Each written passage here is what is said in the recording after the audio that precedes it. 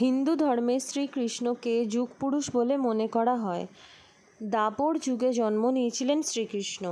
কারাগারে জন্ম হওয়া থেকে শিশুকাল থেকেই একের পর এক অসুর নিধন, একটু বড় হয়ে কংসবধ, তারপর আরও বড় হয়ে কুরুক্ষেত্রের যুদ্ধের আগে নিজের বিশ্বরূপ প্রদর্শনের মতো নানান বিস্ময়কর কীর্তি রেখে গিয়েছেন শ্রীকৃষ্ণ। বসুদেব ও দেবকীর পুত্র শ্রীকৃষ্ণ নানা অতিমানবিক শক্তির অধিকারী ছিলেন। তার সুদর্শন চক্র, কৌস্তভ মণি ও শঙ্খ তাকে বিশিষ্ট ও দৈব ক্ষমতার অধিকারী করে তোলে। বিষ্ণুর অষ্টম অবতার শ্রীকৃষ্ণ।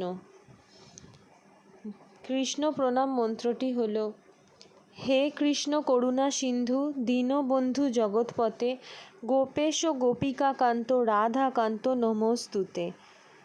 যাদের বাড়িতে কৃষ্ণ পুজোর সামগ্রী থাকবে না, তারা কেবলমাত্র গঙ্গা জল দিয়ে স্নান করাবেন এবং তুলসী পাতা দেবেন। ছানা, ক্ষীর, দই, মাখন, তালের বড়া, মালপোয়া, ফল, মিষ্টি এবং তুলসী পত্র দিয়ে পানীয় দিয়ে ভোগ নিবেদন করবেন শ্রীকৃষ্ণকে। পঞ্চপ্রদীপ দিয়ে আরতি করবেন, ধূপ ধুনো দিয়ে আরতি করবেন। এইবারের জন্মাষ্টমী অতি গুরুত্বপূর্ণ। এই দিন প্রথম খাবার গরুকে খাওয়ান।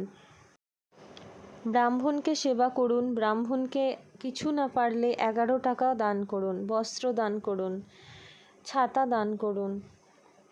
শ্রীকৃষ্ণ গোবিন্দ হরে মুরারি, হে নাথ নারায়ণ বাসুদেবা, এই গানটি গান। সন্ধে 6টার পর পঞ্চামৃত তৈরি করুন। পঞ্চামৃতটি বানাবেন দই, দুধ, ঘি, মধু, চিনি দিয়ে এবং গোপালকে স্নান করাবেন।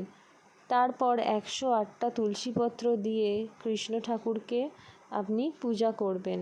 সাদা চন্দন দেবেন তুলসী পাতাতে আর মন্ত্রটি বলবেন: এতে সচন্দন তুলসীপত্র শ্রীকৃষ্ণ গোপালের চরণে নিবেদয়ামি।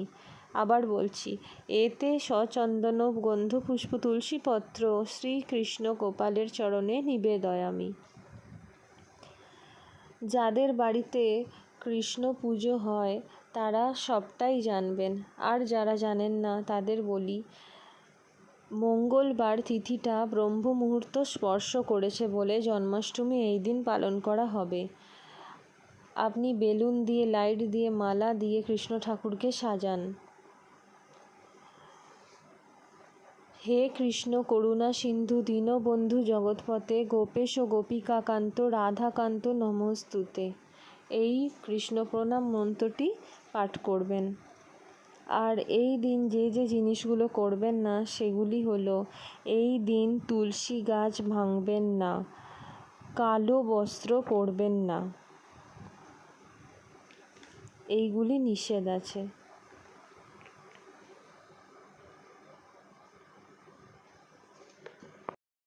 এই দিন আপনি কোনো শ্রীকৃষ্ণের মন্দিরে গিয়ে সেখানে হলুদ রঙের মালা অর্পণ করবেন আর পারলে একটি বাঁশি অর্পণ করবেন। শ্রীকৃষ্ণের বাঁশি অত্যন্ত প্রিয়। আর একটা টোটকা আপনাদেরকে বলছি, 2টো রূপোর বাঁশি কিনবেন। একটি বাঁশি কৃষ্ণ ঠাকুরের হাতে সারা বছর থাকবে, আর পুজো হয়ে গেলে আর একটি বাঁশি আপনার পার্সে আপনি রেখে দেবেন। আর একটা কাগজে নিজের যে মনের ইচ্ছেগুলো আছে সেগুলো লিখে কৃষ্ণ ঠাকুরকে অর্পণ করবেন। কৃষ্ণ ঠাকুর আপনার ভক্তিতে তুষ্ট হয়ে আপনার ইচ্ছে পূরণ করবে। কৃষ্ণ ছিলেন চন্দ্রবংশীয়। তার জন্মের পূর্বেই সব স্থির করা ছিল।